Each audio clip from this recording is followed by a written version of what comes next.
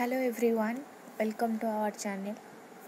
पूर्वर आमे पढ़ी शिक्षाविद मानकर अवदान महात्मा गांधी विषय देन आमे पढ़ुले मौलिक शिक्षा सेटा काहाकू कुहा जाए, मौलिक शिक्षार पृष्ठभूमि कौन आमे पढ़ुले।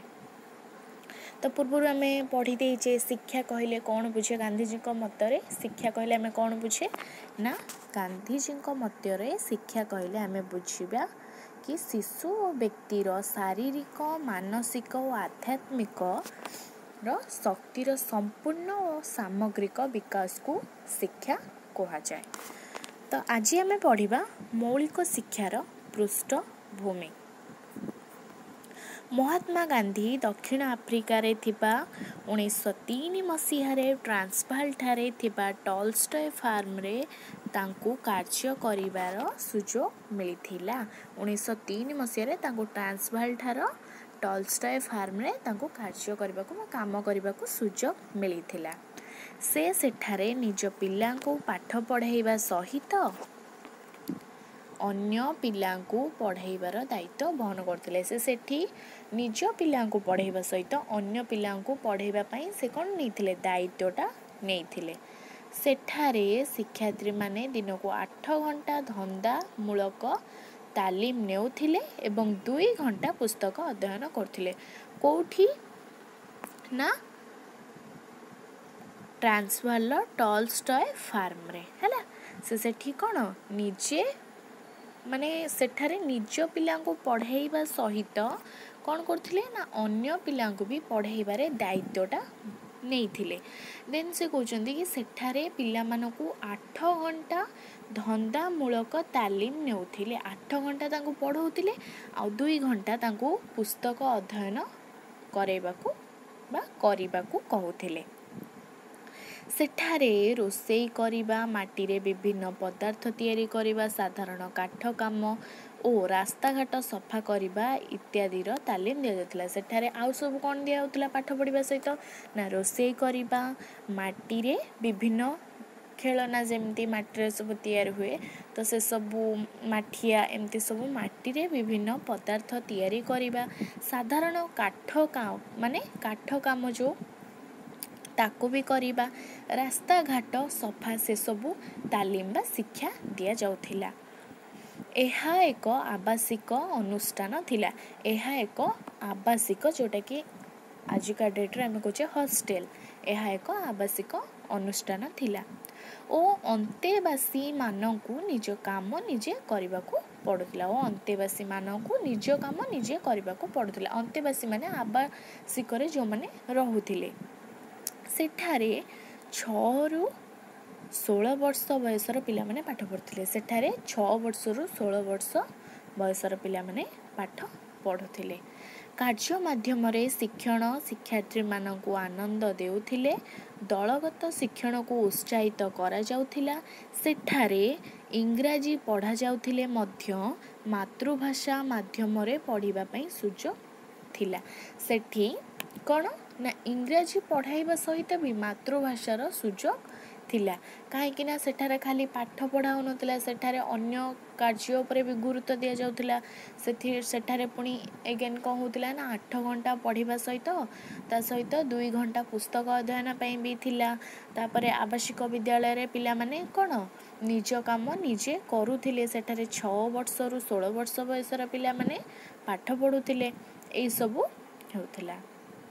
देन चरित्र गठन उपरे गुरुत्व दिया जाउथिला। ता सहित चरित्र गठन उपरे भी केमती गोटे पिला तार चरित्र भल करि परिबो गठन करिके, तो से उपरे भी गुरुत्व दिया जाउथिला। टॉलस्टॉय फार्म रे शिक्षार्थी मानकू दंड विधान करा जाउ नथिला। जेमती पिला माने पाठ न करिके आसिले तांकू दंड दिया जाए, तो से सबू टॉलस्टॉय फार्म रे जो आवासिक विद्यालय रे सेठारे कोन शिक्षार्थी मानकू दंड विधान करा जाउ नथिला। 1915 मसीह रे भारत फेरी किछि दिन शांति निकेतन रे कार्य कले।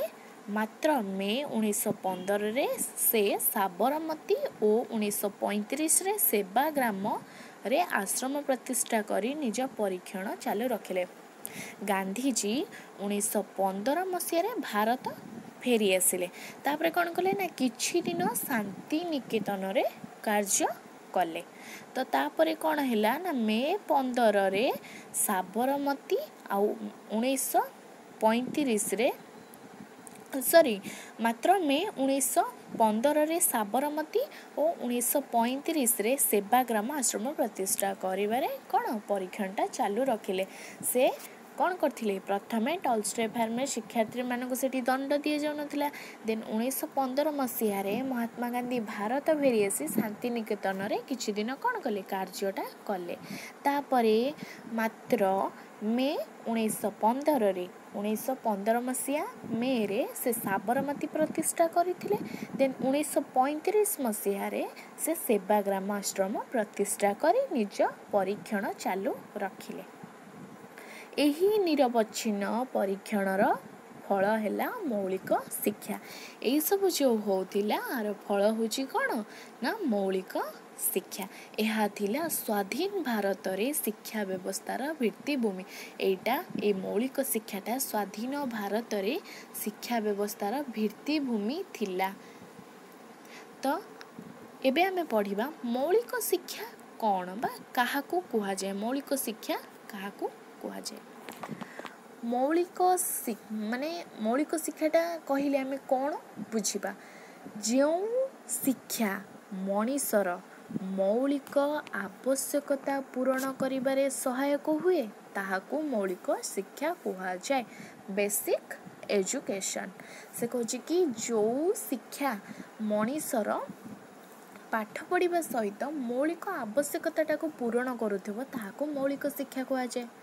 1937 ମସିହାରେ ଜୁଲାଇ ମାସରେ ହରିଜନ ପତ୍ରିକାରେ Bai education I mean an all-round drawing out of the best in child and man body, mind and spirit ଶୀର୍ଷକ ଶିରୋନାମାରେ ମହାତ୍ମା ଗାନ୍ଧୀଙ୍କର ଲେଖା ବାହାରିବା ପରେ ସେ କହୁଛନ୍ତି କି 1935 ମସିହାରେ ଜୁଲାଇ ମାସରେ ହରିଜନ ପତ୍ରିକାରେ ଏଇଟା ଯେଉଁ ବାହାରିଥିଲା Bai education I mean an all-round drawing out of the best in child and man body, mind and spirit ଶୀର୍ଷକ ଶିରୋନାମାରେ ମହାତ୍ମା ଗାନ୍ଧୀଙ୍କର ଏଇ ଲେଖାଟା ବାହାରିଥିଲା।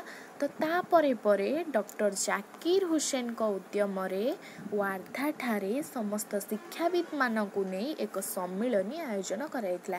ଗାନ୍ଧୀଜୀ ଯେଉଁ 1937 ମସିହାରେ ହରିଜନ ପତ୍ରିକାରେ ଏଇ ଲେଖାଟା ବାହାର କଲେ ତାପରେ କ'ଣ ହେଲା ନା ଡକ୍ଟର ଜାକିର ହୁସେନ ତାଙ୍କ ଉଦ୍ୟମରେ କେଉଁଠି ନା ୱାର୍ଦ୍ଧାଠାରେ ଏକ ସମ୍ମିଳନୀ ଆୟୋଜନ କରାଗଲା। ସେ ସମ୍ମିଳନୀରେ କ'ଣ ହେଲା ଦେଖିବା। ଏବଂ ଭାରତରେ ଶିକ୍ଷା ରୂପରେଖ ସ୍ୱଦେଶୀ ଚିନ୍ତାଧାରା ଆଧାରରେ କ'ଣ ହେବା ଆବଶ୍ୟକ ତାହା ସ୍ଥିରୀକୃତ କରାଗଲା। ସେ ସମ୍ମିଳନୀରେ କ'ଣ ହେଲା ନା ଭାରତରେ ଶିକ୍ଷାର ରୂପରେଖ କେମିତି ସ୍ୱଦେଶୀ ନିଜ ଦେଶର ଚିନ୍ତାଧାରାରେ କେମିତି ହେବ ସେ ବିଷୟରେ କ'ଣ କଲା ସେ ସମ୍ମିଳନୀରେ ସ୍ଥିର କରାଗଲା। ସେଥିପାଇଁ ଏହାର ନାମକରଣ ୱାର୍ଦ୍ଧା ସ୍କିମ୍ ରଖାଗଲା। କ'ଣ ହେଇଥିଲା ନା ଡକ୍ଟର ଜାକିର ହୁସେନଙ୍କ ଉଦ୍ୟମରେ ଯେଉଁ ୱାର୍ଦ୍ଧାଠାରେ ସମ୍ମିଳନୀଟା ଆୟୋଜନ ହେଇଥିଲା ତାର ନାମ ୱାର୍ଦ୍ଧା ସ୍କିମ୍ ରଖାଯାଇଛି ହେଲା। ସେହିପରି କେତେକ ଏହାକୁ ନୂତନ ତାଲିମ ବା ନଈ ତାଲିମ ବୋଲି କୁହନ୍ତି। କାହାକୁ ନା ୱାର୍ଦ୍ଧା ସ୍କିମ୍କୁ। ଏହି ଯୋଜନାକୁ ମୌଳିକ ଶିକ୍ଷା କୁହାଯିବାର ଯଥାର୍ଥ ନିମ୍ନରେ ବର୍ଣ୍ଣନା କରାଗଲା। ଏଇ ଯେଉଁ ଯୋଜନାଟାକୁ ଏଇ ଯେଉଁ ୱାର୍ଦ୍ଧା ସ୍କିମ୍କୁ କାହିଁକି ମୌଳିକ ଶିକ୍ଷା କୁହାଗଲା ତାର 6ଟି ପଏଣ୍ଟ ଦିଆଗଲା ଏଠି। ଫାର୍ଷ୍ଟ ପଏଣ୍ଟ, ସେତେବେଳେ ଶିକ୍ଷାବିତ୍ମାନେ ଆଶା କରିଥିଲେ ଯେ ଏହି ମୌଳିକ ଶିକ୍ଷାକୁ ପାଥେୟ କରି ସ୍ୱାଧୀନ ଭାରତରେ ଶିକ୍ଷା ବ୍ୟବସ୍ଥା ଗଢ଼ି ଉଠିବେ। ସେତେବେଳେ ଶିକ୍ଷାବିତ୍ମାନେ କ'ଣ କରୁଥିଲେ ନା ସେମାନେ ଆଶା କରୁଥିଲେ ତାଙ୍କ ମନରେ ଗୋଟେ ଆଶା କରୁଥିଲେ କି ମୌଳିକ ଶିକ୍ଷାକୁ ପାଥେୟ କରି ମୌଳିକ ଶିକ୍ଷା କ'ଣ ନା ଯେଉଁ ଶିକ୍ଷା ମଣିଷର ମୌଳିକ ଆବଶ୍ୟକତା ପୂରଣ କରିପାରିବ ତ ସେଇ ମୌଳିକ ଶିକ୍ଷାକୁ ପାଥେୟ କରି ସ୍ୱାଧୀନ ଭାରତରେ ଶିକ୍ଷା ବ୍ୟବସ୍ଥାଟା ଗଢ଼ି ଉଠିବ। ଦେନ୍ ପଏଣ୍ଟ 2, ଏହି ଶିକ୍ଷା ବ୍ୟବସ୍ଥା ଭାରତୀୟ ପ୍ରାଚୀନ ସଂସ୍କୃତି ଉପରେ ପର୍ଯ୍ୟବେସିତ। ଏହି ଶିକ୍ଷା ବ୍ୟବସ୍ଥାଟା କେଉଁ ଶିକ୍ଷା ବ୍ୟବସ୍ଥା ନା ମୌଳିକ ଶିକ୍ଷା ବ୍ୟବସ୍ଥାଟା ଭାରତୀୟ ପ୍ରାଚୀନ ସଂସ୍କୃତି ଉପରେ କ'ଣ ଥିଲା ପର୍ଯ୍ୟବେସିତ ଥିଲା। ପଏଣ୍ଟ 3, ଜାତି ଧର୍ମ ଓ ବର୍ଣ୍ଣ ନିର୍ବିଶେଷରେ ଏହି ଶିକ୍ଷା ଶିଶୁର ଆଗ୍ରହ ଓ ଆବଶ୍ୟକତା ପୂରଣ ପାଇଁ ଉଦ୍ଦିଷ୍ଟ ଥିଲା। ଜାତି ଧର୍ମ ଆଉ ବର୍ଣ୍ଣ ନିର୍ବିଶେଷରେ ଏହି ଶିକ୍ଷା କେଉଁ ଶିକ୍ଷା ନା ମୌଳିକ ଶିକ୍ଷାଟା ଶିଶୁର ଆଗ୍ରହ ଆଉ ତା'ର ଆବଶ୍ୟକତା ପୂରଣ କରିବାରେ କ'ଣ ଥିଲା ଉଦ୍ଦିଷ୍ଟ ଥିଲା। 4 ନମ୍ବର ପଏଣ୍ଟ, ଏହି ଶିକ୍ଷା ପ୍ରାଥମିକ ସ୍ତରର ପିଲାମାନଙ୍କ ପାଇଁ ଉଦ୍ଦିଷ୍ଟ ଥିଲା। ଏହି ଶିକ୍ଷା ପ୍ରାଥମିକ ସ୍ତରର ପିଲାମାନଙ୍କ ପାଇଁ କ'ଣ ଥିଲା ଉଦ୍ଦିଷ୍ଟ ଥିଲା। କେଉଁ ଶିକ୍ଷା ନା ମୌଳିକ ଶିକ୍ଷା। ତାପରେ 5 ନମ୍ବର ପଏଣ୍ଟ, ଏହି ଶିକ୍ଷା ବ୍ୟବସ୍ଥା ମଣିଷର ଖାଦ୍ୟ ବସ୍ତ୍ର ଓ ବାସଗୃହ ଭଳି ମୌଳିକ ଆବଶ୍ୟକତା ପୂରଣ କରିବା ପାଇଁ ସମର୍ଥ ହେବାରେ ଲକ୍ଷ୍ୟ ରଖାଯାଉଥିଲା। ମୌଳିକ ଶିକ୍ଷାରେ ମଣିଷର କ'ଣ ଖାଦ୍ୟ ବସ୍ତ୍ର ଓ ବାସଗୃହ ପରି ମୌଳିକ ଆବଶ୍ୟକତାକୁ ପୂରଣ କେମିତି କରିବ ସେଇଟା ଲକ୍ଷ୍ୟ ରଖାଯାଉଥିଲା ମୌଳିକ ଶିକ୍ଷାରେ। ତାପରେ ଲାଷ୍ଟ ପଏଣ୍ଟ, ଏହା ଶିକ୍ଷାର୍ଥୀକୁ କାର୍ଯ୍ୟକ୍ରମ କରାଇ ତା'ର ସୃଜନ ଶକ୍ତିର ବିକାଶ କରାଇଥାଏ। ଏଇଟା ଏ ମୌଳିକ ଶିକ୍ଷାଟା ଶିକ୍ଷାର୍ଥୀର କାର୍ଯ୍ୟକ୍ରମ କରେଇକି କେମିତି କେଉଁ କାର୍ଯ୍ୟରେ ତାକୁ ଲଗେଇକି ତା'ର ସୃଜନ ଶକ୍ତି କ୍ରିଏଟିଭିଟି ପାୱାରଟା କେମିତି ବିକାଶ କରେଇବ ସେଥିପ୍ରତି ଗୁରୁତ୍ୱ ଦିଆଯାଉଥିଲା। ତ ବୁଝିପାରିଲ ମୌଳିକ ଶିକ୍ଷା କ'ଣ? ତା'ର ଫାଷ୍ଟ ଲେଖିବ ଯେଉଁ ଶିକ୍ଷା ମଣିଷର ମୌଳିକ ଆବଶ୍ୟକତା ପୂରଣ କରିବାରେ ସହାୟକ ହୁଏ ତାହାକୁ ମୌଳିକ ଶିକ୍ଷା କୁହାଯାଏ। ତାପରେ 1937 ମସିହାରେ ଜୁଲାଇ ମାସରେ ହରିଜନ ପତ୍ରିକାରେ ଗାନ୍ଧୀଜୀ ପ୍ରକାଶ କରିଥିଲେ କି by education I mean an all round drawing out of the best in child and man body mind and spirit ଶୀର୍ଷ ନାମରେ ଯେଉଁ ମହାତ୍ମା ଗାନ୍ଧୀ ଲେଖା ବାହାରିଥିଲା ତାପରେ ପରେ କ'ଣ ହେଲା ନା ଡକ୍ଟର ଜାକିର ହୁସେନଙ୍କ ଉଦ୍ୟମରେ ୱାର୍ଦ୍ଧାଠାରେ ସମସ୍ତ ଶିକ୍ଷାବିତ୍ମାନଙ୍କୁ ନେଇ ଗୋଟେ ସମ୍ମିଳନୀ ଆୟୋଜନ କରାଯାଇଥିଲା। ତ ସେ ଯେଉଁ ସମ୍ମିଳନୀଟା ଆୟୋଜନ କରାଯାଇଥିଲା ସେ ସମ୍ମିଳନୀର ନାଁ ଦିଆହେଲା ୱାର୍ଦ୍ଧା ସ୍କିମ୍। ତ ସେହିପରି ଏହାକୁ ନୂତନ ତାଲିମ ବୋଲି କୁହାଯାଉଥିଲା ୱାର୍ଦ୍ଧା ସ୍କିମ୍କୁ। ତ ନୂତନ ତାଲିମ ବା ନଈ ତାଲିମ ବୋଲି ବି କୁହାଯାଉଥିଲା। ତାପରେ ତାହାର ଯଥାର୍ଥତା ଗୁଡ଼ିକ ଯେଉଁଗୁଡ଼ା ରହିଲା ତାକୁ 6ଟା ପଏଣ୍ଟ ଏମିତି କରି ଲେଖିବ ଗୋଟେ ଲଙ୍ଗ କ୍ୱେଶ୍ଚିନ୍। ତ ଏବେ ଆମେ ପଢ଼ିବା ମୌଳିକ ଶିକ୍ଷାର ଉଦ୍ଦେଶ୍ୟ ଅବଜେକ୍ଟିଭ୍ସ ଅଫ୍ ବେସିକ୍ ଏଜୁକେସନ୍। ପଏଣ୍ଟ 1 ବ୍ୟବହାରିକ ଉଦ୍ଦେଶ୍ୟ। ଆମର ବ୍ୟବହାରିକ ନୀତିଦିନର ବ୍ୟବହାରିକ କ'ଣ କ'ଣ ସବୁ ଉଦ୍ଦେଶ୍ୟ ଥିଲା ସେ ବିଷୟରେ ଜାଣିବା। ମୌଳିକ ଶିକ୍ଷା ବ୍ୟବସ୍ଥାରେ ଶିକ୍ଷାର୍ଥୀ ବିଦ୍ୟା ଅଧ୍ୟୟନ କରିବା ସହିତ ସମାଜର ଆବଶ୍ୟକତା ପୂରଣ ପାଇଁ କିଛି ଉତ୍ପାଦନ କରିବାକୁ ସମର୍ଥ ହୋଇଥାଏ। ମୌଳିକ ଶିକ୍ଷା ବ୍ୟବସ୍ଥାରେ ଶିକ୍ଷାର୍ଥୀ କେବଳ ବିଦ୍ୟା ଅଧ୍ୟୟନ କରିବା ସେଗୁଡ଼ିକ ନୁହେଁ ଯେମିତି ଆମେ ପୂର୍ବରୁ ପଢ଼ିଲେ କି ସେଥିରେ କ'ଣ ରୋଷେଇ କରିବା ମାଟିରେ ବିଭିନ୍ନ ପଦାର୍ଥ ତିଆରି କରିବା ସାଧାରଣ କାଠ କାମ ବା ରାସ୍ତାଘାଟ କରିବା ଆଉ ସେମିତି ସବୁ ରହିଲା। ଏଗେନ୍ ତାପରେ କ'ଣ ସେଥିରେ ବି ଇଂରାଜୀ ଉପରେ ବେଶୀ ଗୁରୁତ୍ୱ ଦିଆଯାଉନଥିଲା ମାତୃଭାଷା ଉପରେ ଦିଆଯାଉଥିଲା। ତ ସେସବୁ ଏମିତି ତ ଏଠି ବି ସେ କହୁଛନ୍ତି କି ବ୍ୟବହାରିକ ଉଦ୍ଦେଶ୍ୟରେ କ'ଣ ନା ମୌଳିକ ଶିକ୍ଷା ବ୍ୟବସ୍ଥାରେ ଶିକ୍ଷାର୍ଥୀ ବିଦ୍ୟା ଅଧ୍ୟୟନ କରିବା ସହିତ ସମାଜର ଆବଶ୍ୟକତା କେମିତି ପୂରଣ କରିବ ସେଥିପ୍ରତି ସେମାନେ କ'ଣ କରୁଥିଲେ ସମର୍ଥନ ହୋଇଥାଏ।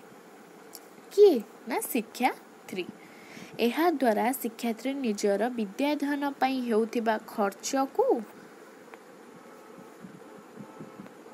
ଭରଣ କରିବାରେ କିଛି ଅଂଶରେ ସଫଳ ହୁଏ। କେଉଁଥିରେ ନା ମୌଳିକ ଶିକ୍ଷା ଦ୍ୱାରା ଯେଉଁ ଶିକ୍ଷାର୍ଥୀ ଏସବୁ ଶିଖେ ତ ସେଥିପାଇଁ କ'ଣ ସେ କିଛିଟା କାର୍ଯ୍ୟକ୍ରମ ହେଇକି ନିଜର ଖର୍ଚ୍ଚକୁ ବି ଭରଣ କରିପାରିବ କେମିତି ସେଥିପ୍ରତି କ'ଣ ଦିଏ ଗୁରୁତ୍ୱ ଦିଏ। ଯେଉଁ ଶିକ୍ଷାର୍ଥୀ ସୂତା କାଟି ଲୁଗା ବୁଣି ପାରିବ ସେ ଯେ କେବଳ ଲୁଗା ବିକି ନିଜେ ଉପକୃତ ହେବ ତାହା ନୁହେଁ ସମାଜର ଆବଶ୍ୟକତା ପୂରଣ ପାଇଁ ମଧ୍ୟ ସେ ସମର୍ଥ ହେବ। ସେ କହୁଛନ୍ତି କି ଯେଉଁ ଶିକ୍ଷାର୍ଥୀ ସେ କ'ଣ କରିବ ନା କେବଳ ସୂତା କାଟି ନିଜେ କ'ଣ ଲୁଗା ବିକିବ ସେଟା ନୁହେଁ କେବଳ ନିଜେ ଶିଖିଛି ବୋଲି ନିଜେ କରିବ ସେଟା ନୁହେଁ ତା ସହିତ ସେ କ'ଣ କରିବ ନା ସମାଜର କେମିତି ଆବଶ୍ୟକତା ପୂରଣ କରିବ ସେଥିପ୍ରତି ବି ତାକୁ ସମର୍ଥନ ହେବାକୁ ପଡ଼ିବ। ବିଦ୍ୟା ଅଧ୍ୟୟନ ସମୟରେ ନିଜର ଭରଣ ପୋଷଣ ଦାୟିତ୍ୱ ଶିକ୍ଷାର୍ଥୀ ନିବେଦନ ବହନ କରିପାରିବ। କେମିତି ବିଦ୍ୟା ଅଧ୍ୟୟନ ସମୟରେ ସେ କେମିତି କିଛିଟା କରିକି ତାର ନିଜର ଭରଣ ପୋଷଣ କରିପାରିବ ସେଥିପ୍ରତି ବି ମୌଳିକ ଶିକ୍ଷାରେ ଗୁରୁତ୍ୱ ଦିଆଯାଉଥିଲା। ସବୁବେଳେ ଡିପେଣ୍ଡେଣ୍ଟ ହେବାକୁ ସେ ଗୁରୁତ୍ୱ ଦେଉନଥିଲେ। ଏହାଦ୍ୱାରା ହସ୍ତକୃତ ପ୍ରତି ଅନୁକୂଳ ମନୋଭାବ ସୃଷ୍ଟି ହେବ। ଏହାଦ୍ୱାରା କାହା ଦ୍ୱାରା ନା ମୌଳିକ ଶିକ୍ଷାରେ ଯେଉଁ ଏସବୁ କରାଯାଉଥିଲା ତ ସେଥିପ୍ରତି କ'ଣ कृत कर्म द्वारा मैनुअल वर्क द्वारा कौन कराउथला अनुकूल मनोभावना से आग्रह बेसी दि जाउथला। तो फास्ट आम जान व्यावहारिक उद्देश्य। एवं आम पढ़ा पॉइंट 2 सांस्कृतिक उद्देश्य। गांधीजी मतरे सही देश ध्वंस हो जाए जो देश तार संस्कृति को बजाय रखिपारे नहीं। गांधीजी मतरे सही देश ध्वंस हो जाए जो देशटा कौन तार संस्कृति को बजाय रखे नहीं। तेणु शिक्षार प्रथम लक्ष्य संस्कृति और परंपरा को बजाय रखिबा और यार मान वृद्धि करी विश्व दरबार यार यथार्थता प्रतिपादन करिबा। गांधीजी कहते कि शिक्षार प्रथम लक्ष्य होची संस्कृति और परंपरा को हमें केमती बजाय रखिबा आउ जीए तार संस्कृति को बजाय न रखे तो सही देशटा कौन हो ध्वंस हो। यार अर्थ नुहे जे विश्व संस्कृति को विरोध करेंगे। एटार अर्थ नुहे कि आमर भारतीय संस्कृति को बजाय रखा विश्व संस्कृति को कौन करवा विरोध करवा। यार अर्थ निज संस्कृतिर स्वतंत्रता बजाय रखा। यार अर्थ हूँ कौन निजर निजर केमती संस्कृति को बजाय रखा से प्रति कौन करवा ना हमको गुरुत्व देवाक पड़िबा। अच्छा 2टा पॉइंट गला। 3 नंबर पॉइंट व्यक्तित्वर सामग्रिक विकास केमती हब। महात्मा गांधी मतरे शारीरिक मानसिक और आध्यात्मिक शक्तिर विकास घटिले मनुष्यर व्यक्तित्वपूर्ण विकास घटे। तो महात्मा गांधी मतरे व्यक्तिर शारीरिक मानसिक और आध्यात्मिक शक्तिर विकास घटिले मनुष्यर व्यक्तित्वर पूर्ण विकास घटी थाए। मौलिक शिक्षा व्यवस्था रे एपरी कार्यक्रम मान स्थान पाइथिला कोथिरे ना मौलिक शिक्षा व्यवस्था रे। तत्कालीन शिक्षा व्यवस्था महात्मा गांधी चिंताधारा रे परिपंथी थिला। एही समय रे कौन शिक्षा व्यवस्थाटा महात्मा गांधी चिंताधारा रे रही थिला। इंग्रेज सरकार राजत्व काल रे शिक्षा केवल शिशुर स्मरण शक्ति वृद्धि घटाइबारे सहायक होता है। से माने भारतीय रक्त और इंग्रेजर स्वाद थिबा मनीष तैयारी करबा को चाहुतिले। इंग्रेज सरकार जेतेबेले राजनीति करुथिले से माने कोन भाबुथिले ना शिक्षाटा केवल शिशुर स्मरण शक्ति वृद्धि करिवो से विषय रे से माने कोन सहायक होइथाय शिशुटा से माने भाबुथिले को माने ना इंग्रेज सरकार जेतेबेले तांकर राजनीति करुथिले तो से माने भारतीय रक्त और इंग्रेज स्वाद थिबा मनीष तैयारी करबा को चाहते। से माने चाहते कौन ना भारतीय रक्त और इंग्रेज स्वाद थिबा मनीष। भारतर रक्त होइतिबो किंतु स्वाद थिबो इंग्रेज मानकर माने भारतीय होइतिबो किंतु से कहउतिबो इंग्राजी। अच्छा एबे बढ़िबा पॉइंट 4 संपृक्त जीवन यापन पई प्रस्तुति हैला। संपृक्त जीवन यापन पई प्रस्तुति केमती करिबा मौलिक शिक्षा रे कौन कौन थिला तो से विषय आम जानिबा। पराधीन भारत रे लोक माने साधारणतः निजर कूल बेउसा को पाथ्य करी बंची रहउतिले। पराधीन भारत रे स्वाधीन जेतेबेले हेइ नथिला सेतेबेले लोक माने कोन करथिले निज कूल को देखिकी से माने पाथ्य करिकी सेइथिरे जाइकी कोन बंची रहउथिले। कां भा केतेक प्रभावशाली व्यक्ति को पिला माने पाठ पढ़िबार सुविधा पाउथिले। कां भा केतेक प्रभावशाली व्यक्ति जो माने चलिबा भल से माने पिला माने कोन पाठ पढ़िबा पई सुविधा पाउथिले। जो माने पाठ पढुथिले से माने कूल बेउसा कथा संपूर्ण भूली जाउथिले। जो माने पाठ पढुथिले से माने कूल बेउसा कथा माने जा सब नीति नियम रहुची आम कूल वंशरे तो से सब कौन भूली जाउथिले अंधविश्वास गुड़ी को भूली जाउथिले। और जो माने कूल व्यवसाय उपर निर्भर करथिले से माने आदौ पाठ पढ़ु नथिले। जो माने सब उपर विश्वास करथिले से माने पाठ पढ़ु नथिले। मात्र जीवन धारण पाई समस्तक पक्षे शिक्षार आवश्यकता रही। जीवन धारण पाई कौन समस्तक पक्षरे शिक्षार आवश्यकता रही। शिक्षा भविष्यत जीवन रे मनीष को उत्तर संस्कारी हेबा सहित सुनागरिक हेबारे साहाय्य करते। शिक्षाटा मनीष को कौन भविष्यत रे उत्तर संस्कारी आ कौन सुनागरिक हेबारे साहाय्य करे। जो पिलाटी ठीक भाव में शिक्षा लाभ करे तो सी भविष्यत रे कौन हुए सुनागरिक होइथाय। मौलिक शिक्षा व्यवस्थार कार्यक्रम एपरी थिला जे प्रत्येक पिला पाठ पढ़ा सहित निजर रोजगारक्षम कराइबारे सफल होइथिला। मौलिक शिक्षार एटा थिला कि प्रत्येक पिला केवल पाठ पढ़िब नुहे, पाठ पढ़ा सहित रोजगारक्षम भी होई पारुथिला। केवल सेतिके नुहे, आवासिक विद्यालय रही से सामाजिक समस्या संपर्क में जानीपारुथिले ओ एहार समाधान किपरि होई परिबो ताहा चेष्टा करी अभिज्ञता अर्जन करुथिले, जहाँकि परवर्ती जीवन में सेमानकु साहाय्य करुथिला। केवल सेतिके नुहे, आवासिक विद्यालय जोटा हॉस्टेल रही कि सेमाने कोन करथिले ना सामाजिक संपर्क रे केमती कोन कोन सब अच्छी से विषय जानी पारथिले, ता सहित ताकू केमती सेमाने कोन करिवे ना ताकू केमती अभिज्ञता अर्जन करी ताकू केमती परवर्ती समय रे सुधारिबे बा समाधान करिवे से विषय रे सेमाने कोन करथिले ताकू सहाय्य करुथिला। कोउथरे ना मौलिक शिक्षा रे, कोउथरे ना संपूर्ण जीवन यापन पई प्रस्तुति रे। मौलिक शिक्षा अभिज्ञता केंद्रिक थिला। मौलिक शिक्षार अभिज्ञताटा कोन थिला? केंद्रिक थिला। तो एबे हमें पढ़िबा सुनागरिक। गोटे नागरिकटा केमती सुनागरिक माने भलो है कि केमती बाहरिबो मौलिक शिक्षा रे। मौलिक शिक्षा व्यवस्थार कार्यक्रम छात्र छात्री मानकु समाजभिमुखी कराई थाए। मौलिक शिक्षा रे कार्यक्रमटा छात्र छात्री मानकु कोन समाजर आभिमुखी कराई थाए। विभिन्न कार्यक्रम माध्यम रे श्रृंखला रक्षा, परस्पर मध्य आवश्यक जिनिसपत्र आदान प्रदान, विभिन्न समस्यार समाधान, असुविधा बेले परस्पर को साहाय्य और सहयोग माध्यम सुनागरिक हेबारे प्राक तालीम आवासिक विद्यालय ही आरंभ होता है। सर्वोपरि मौलिक शिक्षा गणतांत्रिक मूल्यबोध उपर कौन थाए? पर्यवसित थाए। से कहते ना मौलिक शिक्षा श्रृंखला रक्षा सहित परस्पर सहित आवश्यक जिनपतर आदान प्रदान ये ताकू दौथिबो से ताकू दौथिबो सेटा भी रही था। विभिन्न समस्यार समाधान भी रही था। ता सहित असुविधा बेले जमती परस्पर को साहाय्य, जड़े ताकू साहाय्य कर पारथो आउ जड़े ता जेतबे असुविधा पड़थिबो सेथिरे आउ जने ताकू साहाय्य करि पारथो। तो सेथि प्रति भी कोन आवश्यक विद्यालय ही आरंभ होइते। एटा आवश्यक विद्यालय हॉस्टेल ही आरंभ होइते। सर्वोपरि मौलिक शिक्षा गणतांत्रिक मूल्यबोध उपरे पर्यवेसित थिला। एबे हमें पढ़िबा 6 पॉइंट चरित्र गठन। केमती मौलिक शिक्षा रे गोटे नागरिक तार सुनागरिक केमती तार चरित्र गठन करि पारिबो। महात्मा गांधी मतरे छात्र माने एकत्र और शिक्षकंकर प्रत्यक्ष तत्वावधान रहिबा सेमानक चरित्र गठन पथ सुगम होइता।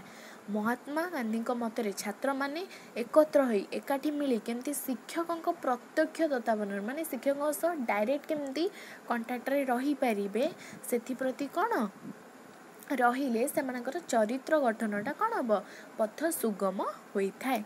मौलिक शिक्षा व्यवस्था रे सहयोगी सहावस्थान और शिक्षण परिवेश जोटा कि cooperative living and learning environment सेटा कौन होते शिक्षकों प्रत्यक्ष प्रभाव उपदेशन छात्र छात्री मानक प्रतिभावान करी गढ़ी तोली थाए ना। मौलिक शिक्षा रे व्यवस्थार सहयोगी सहावस्थान और शिक्षण परिवेशटा शिक्षक माने शिक्षकों मध्य प्रत्यक्ष डायरेक्ट भाव में कौन करते छात्र मानक प्रतिभान बा चरित्र तांको चरित्र गठन रे गोटे पथर सुगम होइथाए।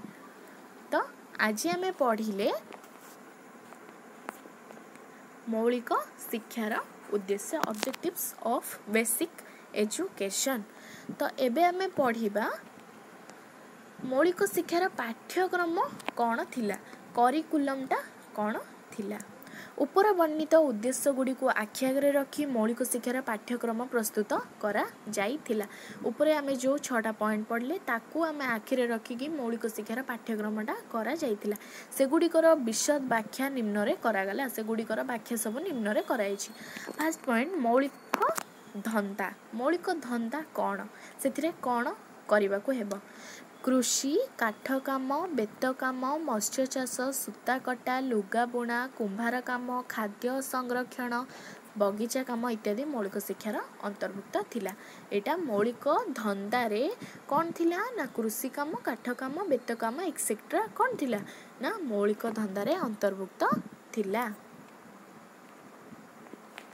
एबे मातृभाषा मातृभाषा माध्यम शिक्षादान पाई गांधीजी जोर देउथिले तांको मतरे मातृभाषा माध्यम विद्या अध्ययन कले शिक्षार्थी खूब सहजरे पाठ विषय बुझी पारे एवं एहा द्वारा छात्र छात्री मानकर मातृभाषा प्रति ममता जन्मे मातृभाषा प्रति ममता जन्मिले मातृभाषा प्रति ममता जन्मे और यह जातीय संगति प्रतिष्ठार सहायक हुए से आजिकाली बहुविध वर्ण शिक्षार व्यवस्था करा जाउछि मल्टी लिंगुअल एजुकेशन जोटा है से कहते कि गांधीजी मातृभाषा उपर शिक्षा करने को बेसी गुरुत्व देउथिले काहेकि ना पिलाटा निज भाषा रे जदि किछिटा शिक्षा लाभ करिवो तो से कौन खूब शीघ्र और सहजरे बुझी पारिबो से कथा कहते तांको मतरे मातृभाषा माध्यम रे जदि विद्या अध्ययन करिवो शिक्षार्थी से कौन करिवो पाठटा खूब सहजरे बुझी पारिबो आ तार कष्ट रहिबनी सब दूर होई जिवो एहा द्वारा छात्र छात्री मानकर कौन मातृभाषा एही जदि मातृभाषा माध्यम रे से माने शिक्षा करि लाभ करिवे तो तांकर मातृभाषा प्रति कौन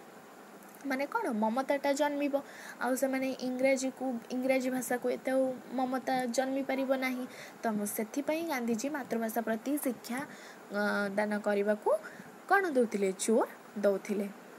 तो एबे हमें पढ़िबा पॉइंट 3 गणित ज्यामिति संख्या गणना और परिमिति अध्ययन करने द्वारा शिक्षार्थी मानकर चिंता करने विचार करने शक्तिर वृद्धि घटिता और हिसाब किताब रे पारदर्शिता लाभ हुए यह दैनंदिन जीवन पाई उपादेय अटे से कहते कि ज्यामिति आउ कौन संख्या गणना और परिमिति अध्ययन करने द्वारा शिक्षार्थी चिंता तुम देख गोटे मैथमेटिक्स करूथिबो तो तुमर जेते पर्यंत तुमर आंसर न बाहर से पर्यंत तुम चिंतार लगी पड़ो तो से कथा कहते यहाँ करने द्वारा चिंता करने और विचार करने शक्तिटा आमर कौन होता है बढ़ी थाए ता सहित हिसाब किताब कर भी आम पारदर्शिता लाभ करि तो यह दैनंदिन जीवन रे डेली लाइफ रे एटा आमर दरकार है। तो एबे हमें पढ़िबा पॉइंट 4 सामाजिक पाठ इतिहास भूगोल और नगर विज्ञान मौलिक शिक्षार पाठ्यक्रम रे स्थान पाइथिला सामाजिक पाठ रे इतिहास भूगोल और नगर विज्ञान सेटा कौन मौलिक शिक्षार पाठ्यक्रम रे स्थान पाइथिला। साधारण विज्ञान मौलिक शिक्षा व्यवस्था रे उद्भिद विज्ञान प्राणी विज्ञान प्रकृति अध्ययन रसायन विज्ञान ज्योति विज्ञान शरीर तत्व और स्वास्थ्य रक्षा इत्यादि स्थान पाइथिला मौलिक शिक्षा रे उद्भिद विज्ञान प्राणी विज्ञान प्रकृति विज्ञान रसायन विज्ञान ज्योति विज्ञान शरीर तत्व और स्वास्थ्य व्यवस्थाटा कौन स्थान पाइथिला जेमती सामाजिक पाठ रे इतिहास भूगोल नगर विज्ञान सेमती साधारण विज्ञान रे ए सब स्थान पाइथिला ता सहित एत द्वारा कला शिक्षा हिंदी गृह विज्ञान जोटा कि होम साइंस शारीरिक शिक्षा इत्यादि मौलिक शिक्षार पाठ्यघोषणार कौन थिला अंतर्भुक्त थिला। तो आज आम पढ़िले मौलिक शिक्षार उद्देश्य ता सहित मौलिक शिक्षार पाठ्यक्रम रे कौन सब थिला। तो पूर्वरु आम पढ़ी महात्मा गांधी को जन्म ता सहित कौन दर्शन और शैक्षिक दर्शन ता सहित आज आम पढ़ले मौलिक शिक्षार पृष्ठभूमि मौलिक शिक्षार उद्देश्य आ कौन ना मौलिक शिक्षार पाठ्यक्रम रे कौन कौन थिला। तो डिस्क्रिप्शन बॉक्स रे पूर्व वीडियोर पार्ट 1 लिंक मु देई देबी आपण माने जाई देखि परिबे। जदि आपण मानक वीडियोटी भल लागिला देन लाइक कमेंट शेयर करि दियंतु। तो परवर्ती समय रे मु को चैप्टर वीडियो आनिबी तो मते आपण कमेंट माध्यम रे जणैबे। Thank you all.